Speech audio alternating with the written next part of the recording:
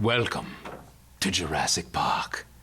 I don't know why you guys have to fog every single scene we do. Anyway, so I wanted to just do a quick thing here because I just was rounding at the hospital today with the team. Fantastic new medical students, residents, a real team all trying to do the right thing for patients. This is what I saw in rounds today.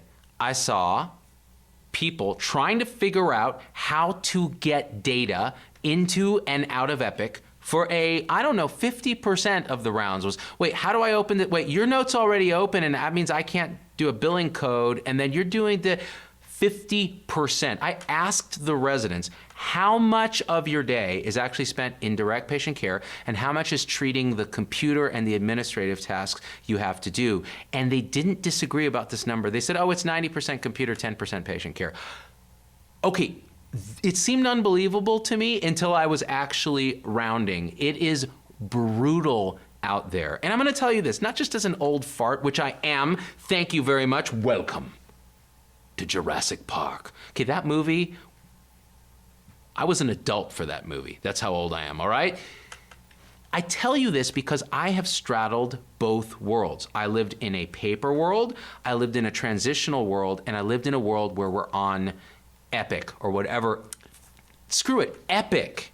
Okay, they're the 800-pound gorilla in the room, and they suck to the tunes of billions of dollars, hobbling enterprises with this cost to give us a system that is so complicated and so obnoxious to use. Oh, but it's so robust. You can do this, and think of the billing you can do. Yeah, can you do patient care? No. So when in the old days of paper, what used to happen is you would write something very simple. Okay, patient has this, she comes in today, we spent a lot of time together, this is my impression, and there's your note.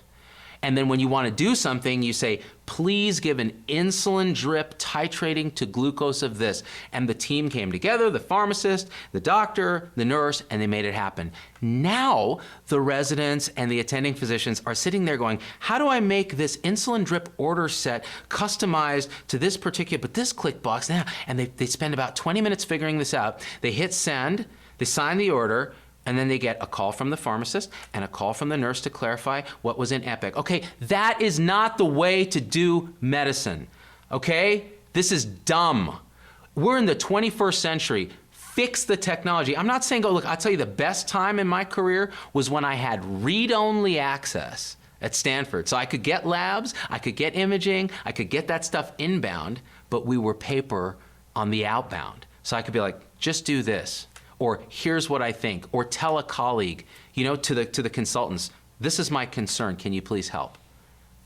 Now we're hiding in electronic silos, messaging each other, no one talks to each other. And then I'm working at a hospital where it's all about the social determinants of health. So it's homelessness, it's substance abuse, it's poverty, okay? I did not see a patient today who was in any kind of privileged position. These are people who've had all the deck stacked against them, but in this country, of course, we medicalize our social problems. So we're all sitting there going, how do we send a homeless guy home who's, say, and I can't give away too much because of HIPAA, who's got a lot of problems, there's no way he or she's gonna do well on the street, and yet we have no medical reason to keep this person in the hospital, and all the powers that be are pushing us to get them back out to the street. And yet everybody in that frickin' room actually cares about this person not having something bad happen to them, but we're powerless. Call social work, they can't do anything. Call case manager, they can't do anything. What about the shelters?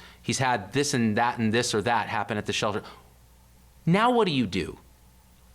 Discharge to street. That's what they tell you to do. Did we do that? No, because we're not horrible, evil people, okay? We're trying to hold on to this shred of dignity we have in this caring that brought us into the field in the first place. So combine that disaster in this country of medicalizing social problems with this technocracy that's destroying our ability to actually look patients in the eye, and then you wonder why 60% of physicians won't recommend the career to their kids, all right? So that was my morning, and you know what? The strange thing is, I'm fired up and inspired, and that's what I told the residents and the medical students at the end. I said, because you know what? If this doesn't piss you off, if this doesn't get you mad to actually stand up and be a part of this movement where we're all trying to change this, better technology that enables human relationships, paid well to do good for patients without all the bureaucratic nonsense, shrink the technocracy, just do the right thing for patients and get compensated to do that, and start to address these social issues in this country. If we can do that, we transform medicine, and it's on us. And you either do that or go become an investment banker and make cash for the sake of making cash, because it's going to be equally morally invalid what you're doing, okay? So the call to action is this.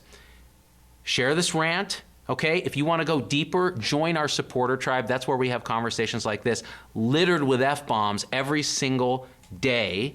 And do your part to have a voice, okay? Leave a comment, maybe join our discussion groups, because all healthcare is local and it's going to happen on a local level. All right, snitches, I'm out. I'm Jurassic Park. Logan, next time more fog. Not enough fog.